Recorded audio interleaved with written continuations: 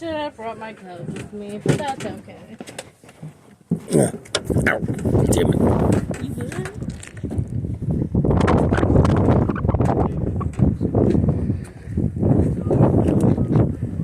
I got my coat in the front of the It's car. just absolutely too cold for this.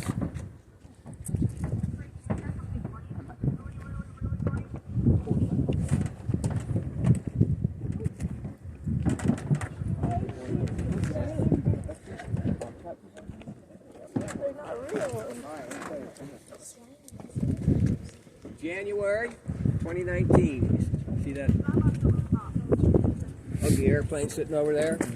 That's an EA-6B Prowler, electronic warfare airplane. Watch this thing go trip over it.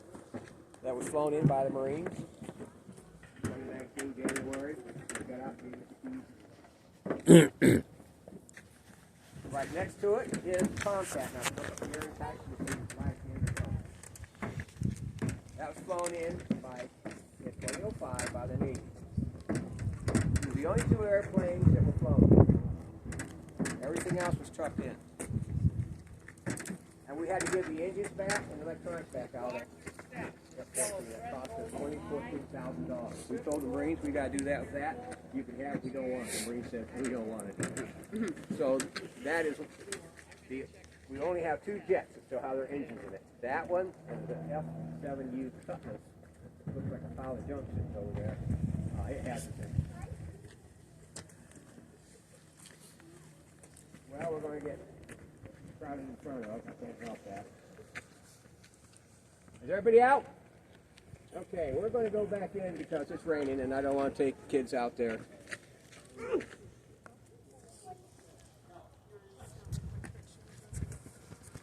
Nee, nee, nee, nee, nee. Are you still waiting, Richard? I was waiting, but it's kind of cold. What I'm going to do, listen, we'll go to the C-47. We'll go this way.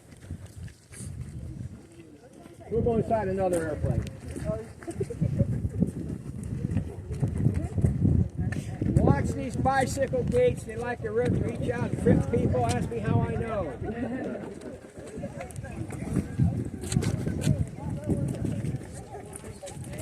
F-16. Riding a Falcon.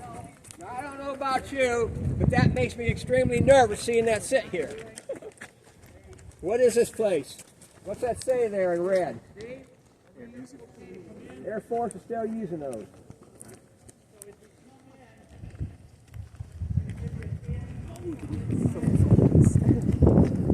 How many ever saw Maverick, Top Gun Maverick? What'd he do talking to the air crew? Took that big manual and threw it to trash can because the enemy knows everything about that airplane.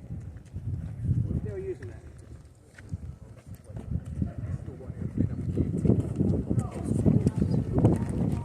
It's both shared.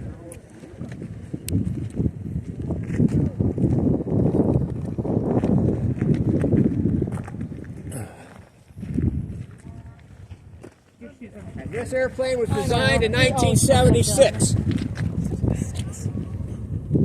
Do the math. That's close to 50 years ago.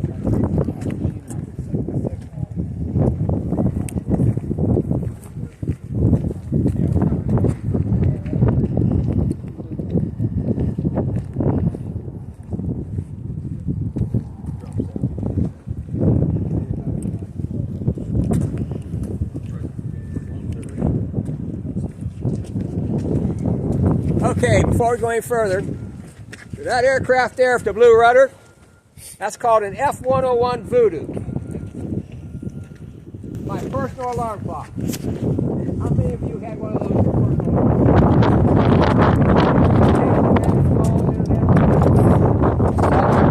Every morning, one or two of those wind up next to my barracks, hit their afterburner and take off and rock my barracks. I said, okay, it's time to go. My alarm clock.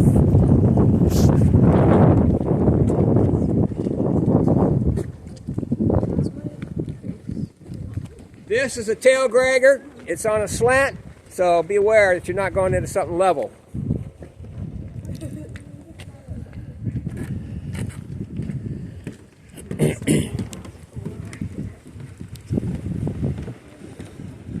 But the good thing is, it's not raining in here. You go on up to the front, please.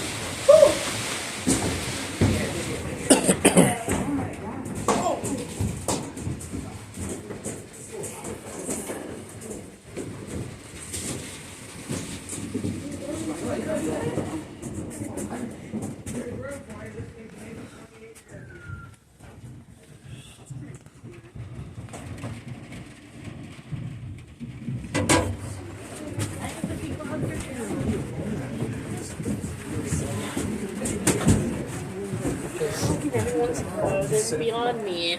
What's that? How can anyone sit on those? Well, you see, times were different back then. It's pure metal. It reminds me of you sit on the chair that's. This is a C-47. This airplane is a 1933 design.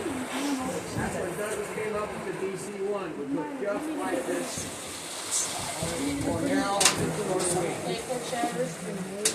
this particular aircraft is called C-47, which is the military version of the DC-3 airliner. There are airlines in the world today still using these because they're very good for short field takeoff and landing. It's a very stable airplane, a very strong airplane when flown right, and everything works. What has been happening is they're getting rid of those old radio engines and putting turboprops on them to extend the life of the airframe. This particular aircraft was used. Anybody know what happened on June 5th, 1944? Yes, sir? You dropped in Normandy. That's when the parachuters went into Normandy. Not June 6th, June 5th. 28 were on this airplane. 400 of these airplanes were used that day. Dropped 14,000 parachuters behind enemy lines. Now, this is what you wore. You can see why the C-130 can only carry 60 of them. They're fatter. Okay? That's 180 pounds strapped to your body.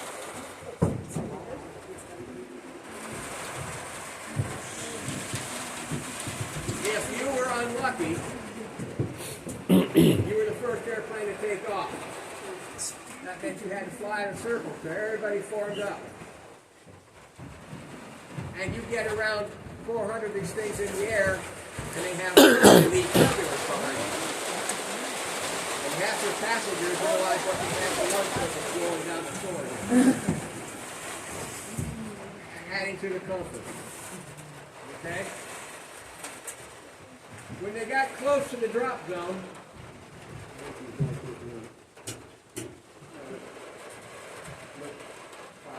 this red light would come on. And that's when things started happening. Everybody would stand up. This side would face that way. This side would face this way.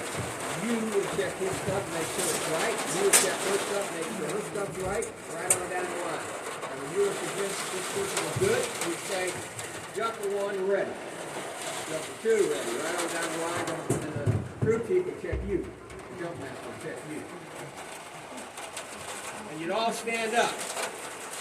Everybody in this row. You take this and hook up to the airplane. Because it wasn't a free fall. You were 300 feet in the air. What does 300 feet equal in yards? How many yards? 100. How long's football field? 100. You didn't have time to look for your D ring. This thing was over you. You didn't want to be in the air any longer than necessary because you are a target. Unlike the movie, you're not shooting on your way down. That thing is strapped to you. You can't get to it when you're on the ground. You're a target. That's the reason you drop it off so low. Now, war. On the average, 28 people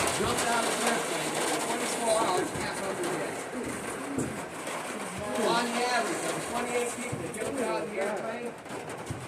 2 of them got to go home. So they were the 101st Airborne, tip of the spear. And after D-Day, they had another little jump, something called Market Garden. You ever watch the British movie, The Bridge Too Far? That didn't work out well either.